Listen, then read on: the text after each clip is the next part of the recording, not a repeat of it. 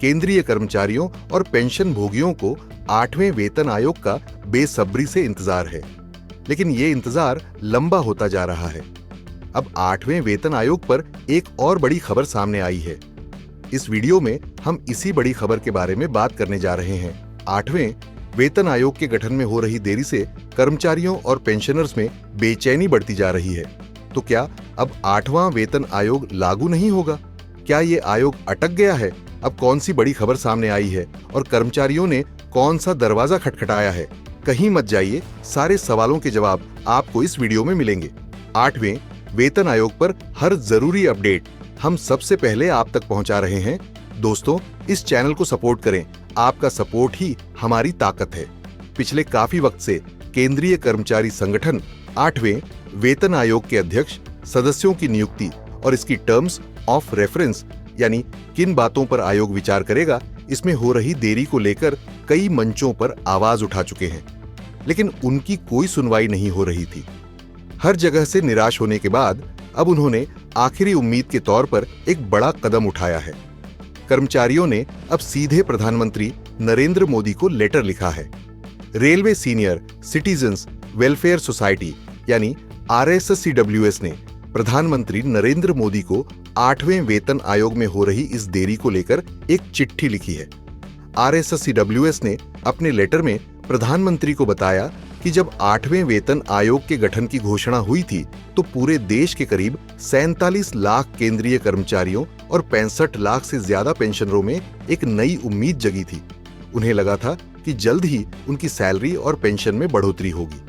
लेकिन अब आयोग के अध्यक्ष और सदस्यों की नियुक्ति और इसके TOR की घोषणा में हो रही देरी से कर्मचारियों और पेंशनर्स में निराशा और चिंता बढ़ रही है। Railway senior citizens welfare society के चेयरमैन TS कालरा के मुताबिक आयोग के बनने में देरी और सरकार की चुप्पी से कर्मचारियों और पेंशनरों में एक असमंजस की स्थिति बन गई है। इससे न केवल भ्रम फैल रहा है, बल्कि अफवाहों का बाजार भी गर्म हो रहा है। लोग तरह तरह की बातें कर रहे हैं, जिससे और ज्यादा कंफ्यूजन बढ़ रहा है।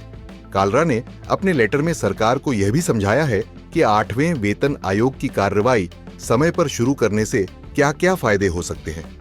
प्रधानमंत्री को लिखे इस लेटर में सरकार से 3 प्रमुख मांगें रखी गई हैं। पहला, आयोग का तत्काल गठन।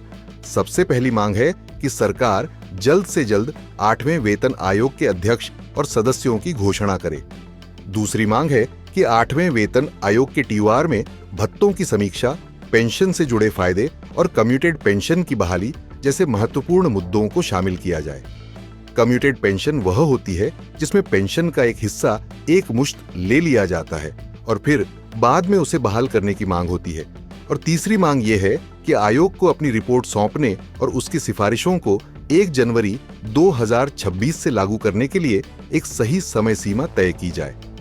RSSCWS ने आखिर में यह भी कहा है कि अगर सरकार समय पर आयोग का गठन करती है और उसके पूरे प्रोसेस को पारदर्शी रखती है तो यह केंद्रीय कर्मचारियों और पेंशन भोगियों के प्रति सरकार की प्रतिबद्धता को बताएगा। साथ ही इससे भविष्य की योजनाओं में एक भरोसे का माहौल भी बनेगा। तो दोस्तों, ये थी 8वें वेतन आयोग से जुड़ी ताजा जानकारी। देखना होगा कि प्रधानमंत्री इस अपील पर क्या कदम उठाते हैं और कब तक केंद्रीय कर्मचारियों और पेंशन भोगियों को इस बारे में कोई अच्छी खबर मिलती है।